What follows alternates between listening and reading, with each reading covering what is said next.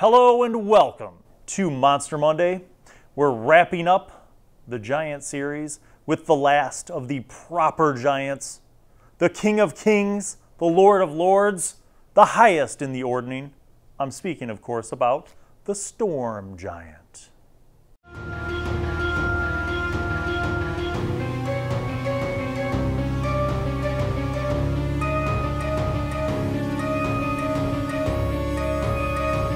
Okay, when we're looking at storm giants, you have to understand something. This is not someone who you're going to just willy-nilly toss into an encounter. Don't waste a storm giant on some high-level one-shot where the adventurers just happen upon a place and the storm giant is there and they roll dice and try to kill it. I mean, you could do that, but that would be a waste. The storm giant has a certain narrative component to it. Let's explore a little bit of the lore so you have some context, and then I'm going to share with you my ideas for how you could use storm giants in adventures and campaigns in a variety of ways. And we'll do some twists with some of the typical or stereotypical uses. Okay, so storm giants are contemplative seers that live in places far removed from mortal civilization. I'm not going to read all this because you can buy your own copy of the Monster Manual and read it yourself, but I'm going to give you the highlights, okay? So storm giants are isolated. They kind of live off on their own. They also are prophets and seers and dreamers, okay? Their lifespan has allowed them to perceive the rise and fall of kingdoms and civilizations. And they see, based on trends that they've seen in their life, they're able to kind of predict what's going to happen next, okay? How can we use that? How can we use that in a campaign? How can we use a storm giant as an oracle? How can we interact with storm giants with our characters? Okay, so first of all, imagine that they are almost like a god. Think about that. That level of detachment. So it's not so much that they're like they don't care. It's just that they've seen it all before, right? They're kind of jaded, right? So if you have a good party of heroes who have gone to this storm giant pleading for his assistance against whatever evil conflict you have going on, the storm giant just might not care because the storm giant is like, well, things are going to happen the way that things are going to happen. So I've seen this before. This happened 5 centuries ago with the so-and-so civilization. This is just part of the circle of life. You know what I mean? They might have that kind of detachment that a god would have. But I also think it's interesting to consider what it would be like if a storm giant was approached by a party, how the variable kind of social interactions could work. Because you don't have to automatically play them as like a all-seeing, all-powerful, but won't get involved kind of godlike creature or entity. Though they are isolated, though they do live solitary lives, interestingly enough, from an alignment perspective, they are chaotic good. Chaotic good. So they're not going to be as interested in enforcing the laws of man, or insert race here, right? The laws of the little people compared to them don't matter. Who's in charge doesn't matter. The type of government doesn't matter. Whether or not there's some faction of evil who's destroying the land probably doesn't matter either. But you have to think about how to engage your party. If you're going to use a storm giant, how are you engaging your party with that storm giant? And how is your party able to work with a storm giant? What can a storm giant do with or for your party? So here's where I'm kind of hypothesizing, right? If you're in a situation where you have set up a conflict in a long-running campaign and your party is getting their asses handed to them, right? Like they just keep getting beaten by the bad guys.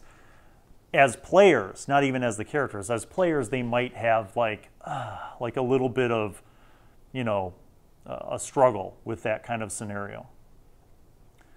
And I'm not a huge fan of DMs bringing in all-powerful good people to just solve every problem, right? That's the deus ex machina, you know, like basically the DM uses some powerful creature, whether it's a a storm giant or a golden dragon to swoop in and save the heroes every time they're in hot water, you know. That's not a great thing either, because your players after a while will catch on to that and they'll be like, well, you know, if we screw up, good guy storm giant or our buddy, you know, Goldie the gold dragon is going to fly in and help us out. I'm not a big fan of that, but I am a fan of creating options and opportunities.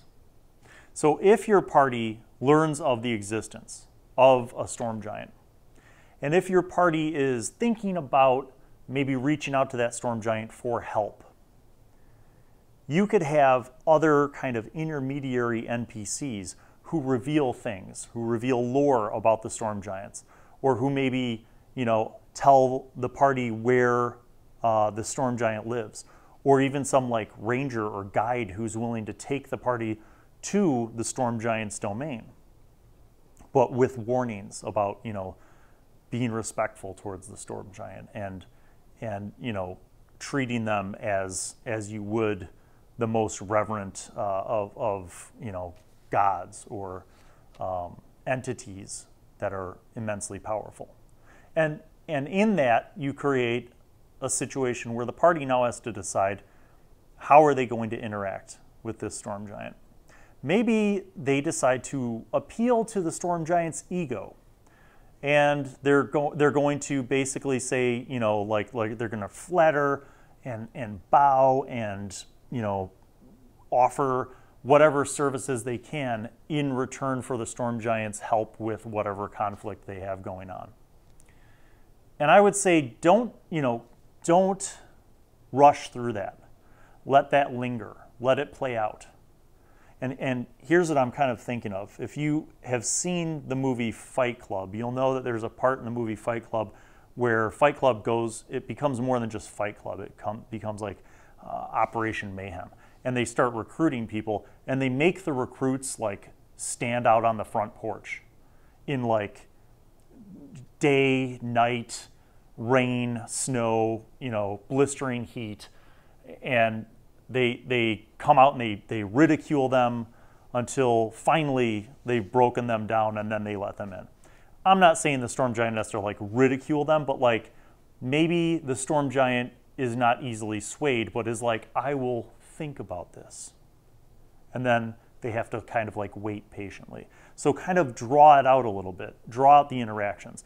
Maybe even pre-plan a couple of like small social interactions where the party isn't really sure if the storm giant's like gonna agree and, you know, reciprocate and help them, or if the storm giant's gonna like wait and save that for later and then eat them. You know, kind of make it ambiguous, make the storm giant very distant, but also don't like totally make everything black and white for the party. Let there be some ambiguity and stretch that social interaction out for a few days of stuff. Another thing I think of too is like the idea of a wizard and an apprentice. Let the storm giant tell the party like, I must think about this while you are doing, you know, while you are my guests, please feel free to help yourself to anything in the castle. I must go rest and ponder your proposition.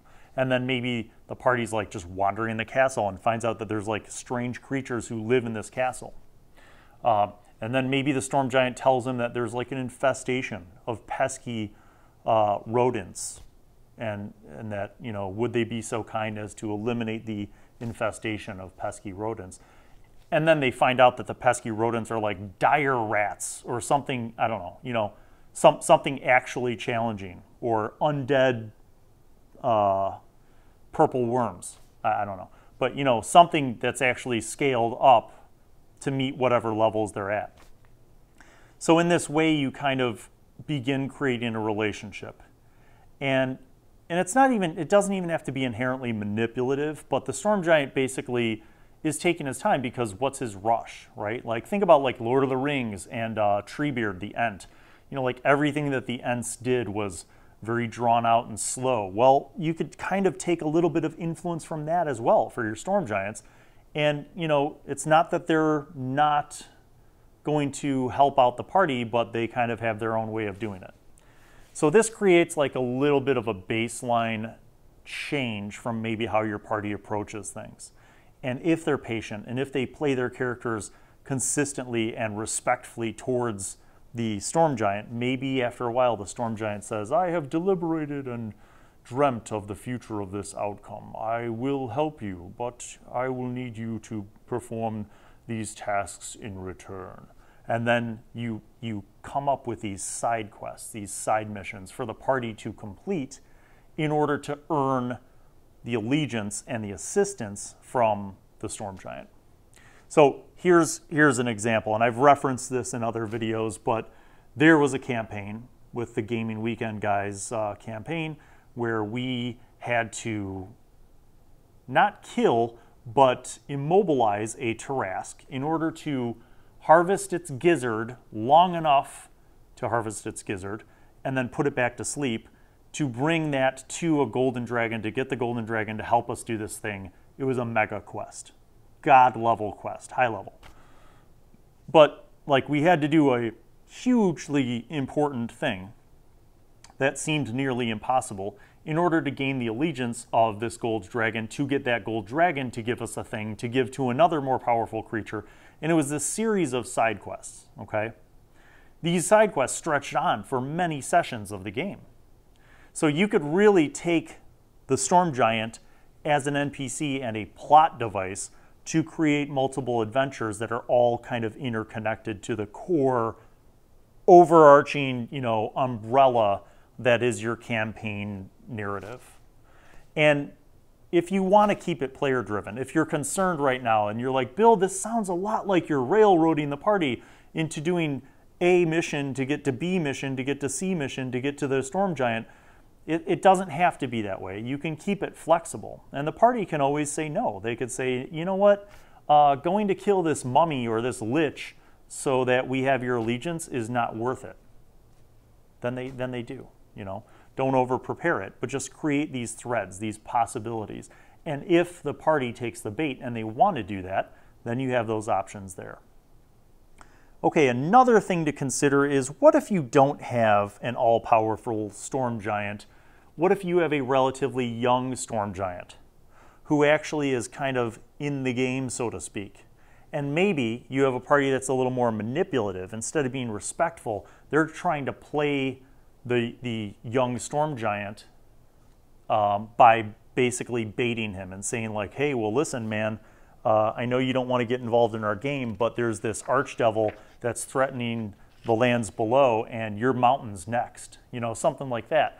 Maybe there's a way for the party to kind of manipulate or persuade the Storm Giant to get involved in their campaign quest, in essence, kind of helping get a huge ally to defeat a big bad end guy, let's say, okay?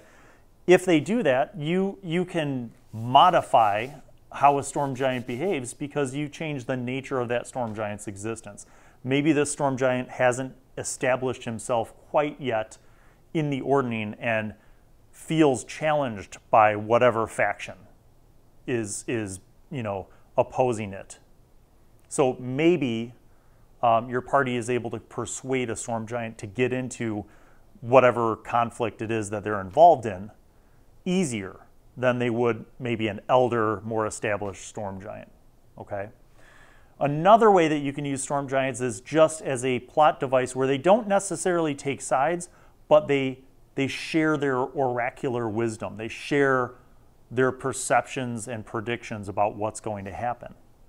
And that can be fun as a DM because then you could basically like write up a bunch of predictions that are all very like ambiguous and vague, and it it puts it in the place of the party to have to kind of figure out these prophecies, right? And figure out what applies to what.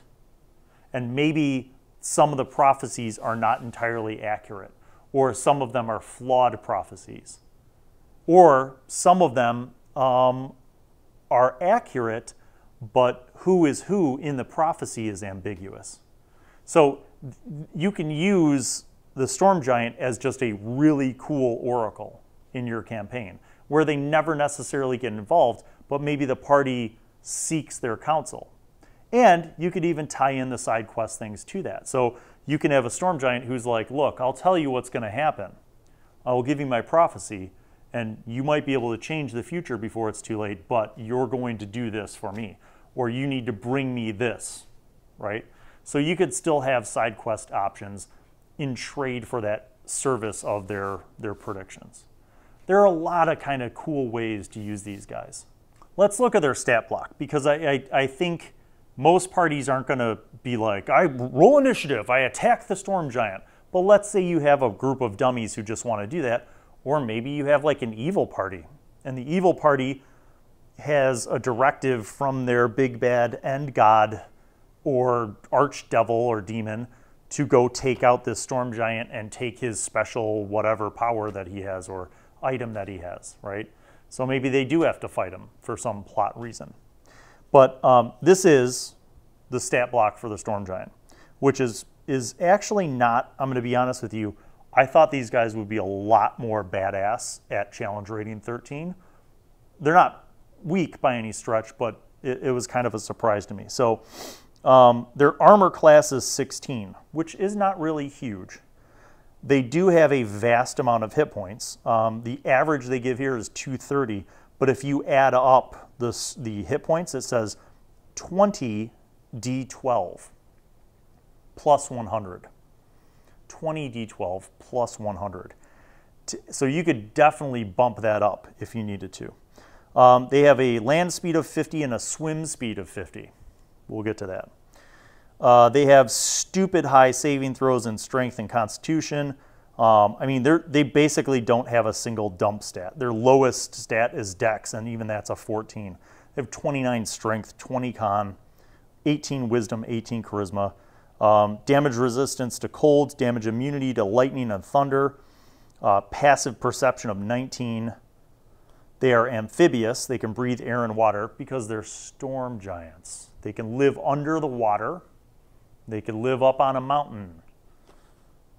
Pretty awesome. Innate spellcasting, which is also huge and based on their charisma. Detect magic, featherfall, levitate, light, control weather, and water breathing. They have a multi-attack with their great swords, just like all the other giants, except their stats are enormous. Plus 14 to hit, 6d6 plus 9 damage. They could throw a rock and do a lot of damage. But their big whamma-bamma is lightning strike. So this recharges on a 5 or 6, meaning every round you roll a d6. If you roll a 5 or a 6, they could do lightning strike again. The giant hurls a magical lightning bolt at a point it can see within 500 feet of that. Now, rewind. Imagine that the party has won over this giant. The giant is helping in their war against the bad guys. Woo! 500-foot long range on a lightning strike. Each creature within 10 feet of that point must make a DC 17 dex save or take 12d8 lightning damage on a failed save or half as much on a successful one. That's pretty bonus cool, right? So when you think of storm giants, think of the biggest, baddest, and toughest, but also they're chaotic good. So they're not necessarily,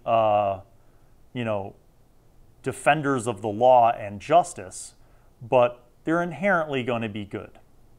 So if you have an evil party or a selfish party who wants to rip off a giant, they'll take your party to task. If you have a good party who seeks the counsel of that giant or even the alliance and assistance from that giant, that gives you multiple opportunities to engage your party creatively and to use the storm giant as a driving force or catalyst within your storyline, within your game world, your narrative, your campaign. Could you use storm giants for a simple one-shot adventure? Of course. Could you use them in a campaign? Yes. I often say that almost anything could be thrown into a single encounter or an adventure or a campaign. I find the use of a storm giant for a single encounter, and especially a random encounter, being very rare. But could you? Of course. I think you could even do that at low level. Now you might be like, hold on, Bill, challenge rating 13, storm giant, at low level? Yeah. Suppose that you have a low level group of dummies who are traveling through the mountains and they're fighting mountain whatever, you know, orcs and goblins. They might come along a winding path that goes further up the mountain, like to the point where it goes into the clouds and you can't even see the top of the mountain. And they might be curious and they might decide to go check all that out. Now, as a DM, you could have this party wander into the cloudy domain mountaintop domain of the storm giant and just kill them. Or the storm giant could find this entertaining and talk with these little people about their quest and maybe give them some prophecy or some warning about something, okay? And maybe this storm giant is just benevolent and kind and willing to help out your low-level party. That could be just a literal encounter. Or you could use them in adventures or entire campaigns as a major driving force behind the plot. So I think there's a lot of flexibility for how you could use storm giants. And as always, I love to hear how you guys have used them as DMs. Or if you're a player and you have encountered storm giants, please share that in the comments below as well. I love to read the stories of how you guys have encountered these different monsters. But that's it for the proper giants for the Giant series. So I hope it's been informative and helpful for you guys. I appreciate your support, and as always, I ask you simply to like and subscribe if you found this helpful. And we'll see you on the next episode of Monster Monday.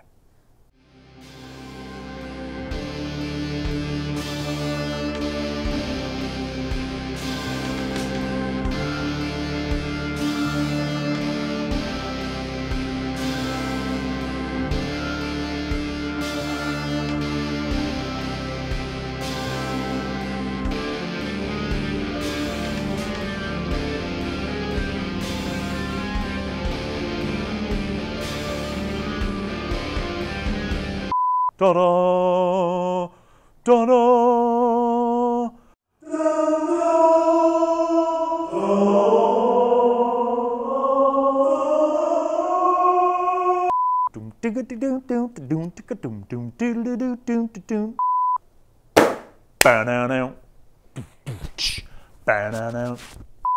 Hello mate, thanks for watching all the videos. Make sure that you look up there and subscribe. And don't forget to check out some of the other videos, like them up there or those down there. We'll see you next time.